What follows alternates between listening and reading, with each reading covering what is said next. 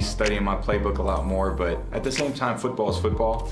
You know, how, this team calls routes versus how I used to do it. In the end, it's get open, catch the ball, run to the open spots, and you did a lot of that for me, so I just made my job easier when you're running down the field and I was just chucking it up to you. And I think working with, my players that I'm playing with now, the coach that I have now, I think for all of us, we're learning each other, and we're still learning each other. I think it's going to go that way throughout the entire season. Can't wait to see the whole thing. You can catch the full version of Brady and Randy tomorrow night on Monday Night Countdown starting at 6 p.m. on ESPN. Now to one of Randy's old teams. The last time these two faced off, it came down to the very end and secured the #1 seed for the Niners. The last 3 games have been decided by 5 or fewer points. This year, they're first and last in the toughest division in football, San Francisco and Seattle, for this one. Look, Jimmy G's on a good 2-game stretch and up against a really bad defense today. He's got the 2nd most yards per attempt in the league in the last 2 weeks in 2 straight wins. Meanwhile, after an unbelievably hot start, Russell Wilson threw 3 interceptions in last week's overtime loss to the Cardinals. But today, neither one of these teams at full strength, as our Ed Werder is in Seattle with the latest on some of these key injuries. Yes, let's talk about Matt Hasselbeck's old team. Pete Carroll, unsure which of his 3 injured running backs will play today. Starter Chris Carson and the others will be worked out before the game in advance of a decision. The same planned for safety Jamal Adams, who, despite missing 3 games with a groin injury, remains tied for the team lead in sacks. One thing about which the Seahawks head coach is certain is this: not even Russell Wilson can expect to win without protecting the football, not with Seattle having the worst defense in NFL history through 6 games. When I asked Carroll his priorities against the 49ers today, he started right there saying, we have to take care of the football. When we give up the football, it's hard to win. Wilson threw 3 interceptions against the Cardinals last week in the Seahawks' first loss of the season, but he has a 31-8 record coming off a loss as he is today. That's the best among NFL quarterbacks in the Super Bowl era. The last time the Seahawks lost 2 straight games, the end of last season, to the Cardinals and then the Niners.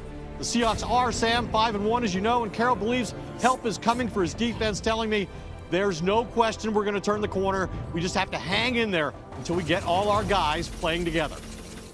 Yeah, Ed, it's still so weird to say. I mean, even just saying it myself, that the Seahawks defense is bad, just sounds weird, especially under Pete Carroll. But when you look at this game, we know that it's been close the last few years. But if you just look at the 2 teams playing, especially early on in this season, the Seahawks have been the much better team. So, Teddy, how can the Niners win this game today? And you got to take advantage of that defense, Sam, and because, what this season has shown me is that we really have to reassess, the stereotypes of certain teams across the league or certain units, and one is the Seattle Seahawks defense. This is no longer the Legion of Boom. There is no boom anymore back there. And yes, the worst in NFL history in terms of yards allowed, but there's one thing that's saving them, and that's forcing turnovers. And that's the biggest stat we can all agree on. It's taking forcing turnovers defensively. But if you don't do it, now you're living dangerously, because now you're just moving the ball up and down the field. And that's the way you've got to see it if you're Jimmy Garoppolo. Take care of the football, trust the call, take a profit where you can take it. You take care of this football, you'll be able to move the ball up and down on a bad defense. I really think they're going to miss a guy like Deebo Samuels, because everything that he did behind the line of scrimmage, you put a tape together, Brew, talking about how he's forcing, how he's crack blocking. He does a lot of things for them. But I want to send a shout out to their wide receiver coach, Wes Welker, old teammate of mine. Wes done some things that I could not do, but he leads to San Francisco in my favorite category, yak yards. I want to introduce y'all to the Yak Boys, ladies and gentlemen. Wes Welker, what's up with you, man? First play, Brandon Ayuk. Yak Boys are here, ladies and gentlemen, going up to Seattle. Right there, just being able to put the ball in their hands. I said for the last couple of weeks that the head coach has been protecting Jimmy Garoppolo offensively. Why? Because of an offense like this and the players in it. As you can see, I said the Yak Boys being able to get the ball into his playmaker's hand. Boy, I saved the best for last. Mr. George Kittle is part of the Yak Boys. He makes up the Yak boys. Yes, they're going to miss a guy like Deebo Samuel, but when you have a guy like this, arguably the best tight end in the National Football League, will they miss some plays and some blocks on the outside from Deebo Samuel? Of course they will. But like I said, man, with this wide receiver core and what they lead the National Football League, man, yards after the catch, as a D coordinator, as a defender, you do not want to play an offense that leads the National Football League. And Yak, tonight, the Seattle Seahawks defense, they got their work cut out for them against this. Yeah, Randy hit it on the head. No wonder. I mean, that gives this team a great chance to win. Another reason is their defense. Sam, you talked about it earlier that this 49er defense is playing exceptionally well, especially the last couple of weeks. But unfortunately today, this is about matchups. Their cover 3 sting defense concepts don't work against Russell Wilson and company. I'm expecting a shootout, man. Whatever it is, it's going to be way up there. In other words, take the over. I have no idea what it is, but I don't like the defenses. Brew, you talked about it, the worst in the history of the league. Seattle, and now this one. It's just a style matchup. Expect a lot of points to be scored today. Yeah, and this week in practice for the Seattle Seahawks, the points of emphasis have been 2 things.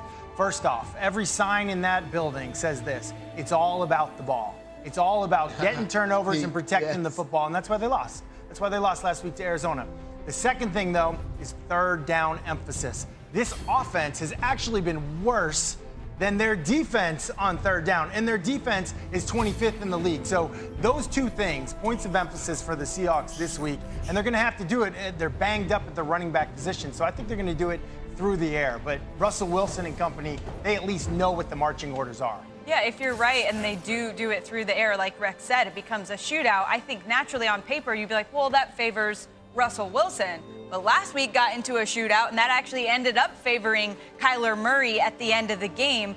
From that game, I mean, there were some bright spots for the Seahawks, but you've got to look at the DK Metcalf play when you're talking about bright spots in a loss in overtime. We all saw that crazy play last week by DK after Budda Baker intercepted Russell Wilson. He came out of nowhere. It's still unbelievable to watch. And you know Budda didn't see it coming. No, so he does now. Yeah, he does. There he is. He does. Should have looked up at the scoreboard. It's time for top 5 chase down tackles. Randy, start us off. 2015 Falcons buck. Quan Alexander picks off Matt Ryan. Man number 11, is that number 11 in Atlanta Falcons jersey coming to get you, Quan? Don't keep turning your head. It's just go. Hey, man, between that and the Metcalf play, man, 2 great plays by 2 great players. Hey, last season, Titans-Raiders, balls tip, Mo Hurst, the former Zavarian brothers running back turn, Michigan nose tackle turn, Oakland Raider, now Las Vegas Raider, but wait, meet Mr. Tannehill. Ryan Tannehill. 2005 AFC Divisional Round. I was there for this one. Tom Brady throws a pick that's intercepted by Champ Bailey. Bailey takes it down the sideline. He's gone. Get him, Ben. It's over. It's a touchdown. Come on. Here comes Ben Watson. Let's go, all Georgia. the way from the other side of the field. Ben gets it back to 1 yard. He fumbled through the end zone. That was a touchback. Man, I want to send a shout out to the state of Minnesota. Zimmerman High School's Cameron Morey break through the line.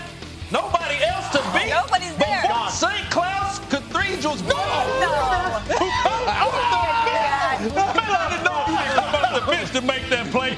Morey was awarded the touchdown, but number 44, Brad, come off the bench to tackle my man. Man, you can't beat that, but I'm going to try it. 1994 Saints versus the Cowboys. Troy Aikman is intercepted by Darian Connor.